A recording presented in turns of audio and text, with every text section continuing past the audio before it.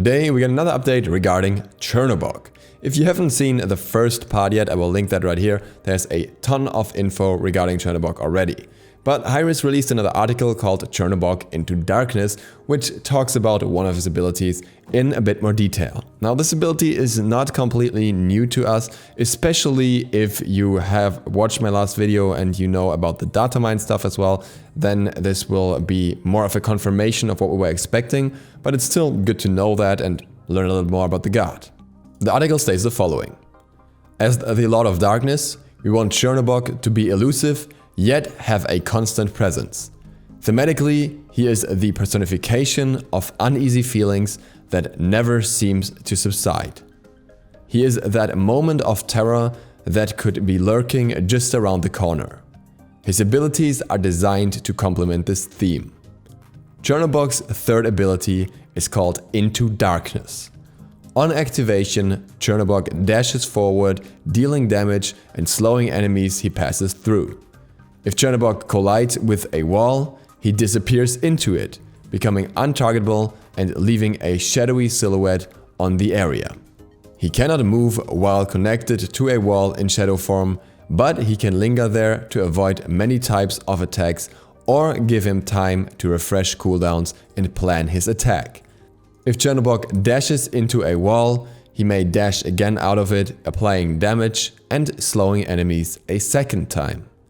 This is a short-range dash with a relatively slow flight time. Using it in open ground won't separate Chernobog very much from pursuing enemies.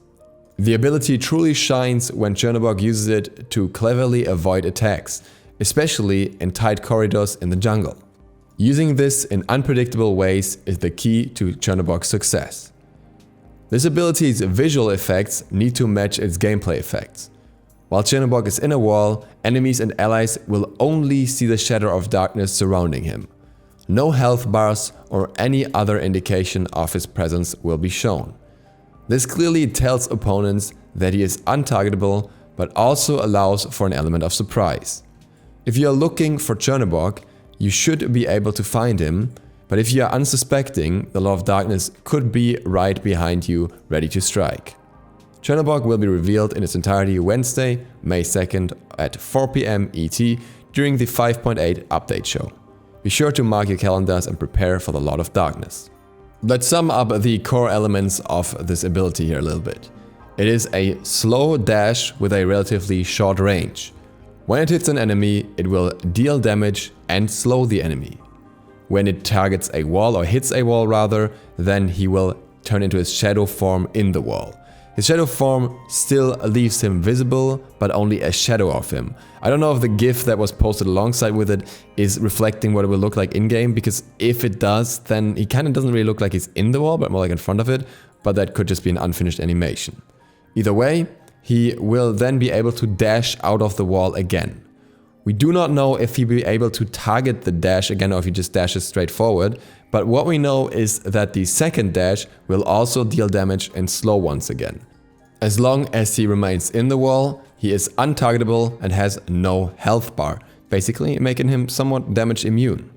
There are no mentions of the exact duration of the shadow form, but what is mentioned is that he can stay in the wall longer to refresh his cooldowns, and also that he can surprise enemies if he hides in a wall.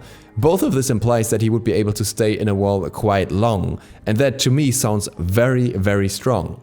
If you consider that the hiding mechanic of these kind of things is not often used, like for example Saket having stealth, that is a 1 in 100 case where somebody actually goes into stealth for an ambush and tries to invade something that way, then you have to keep in mind that this guy is completely untargetable while in the shadow form.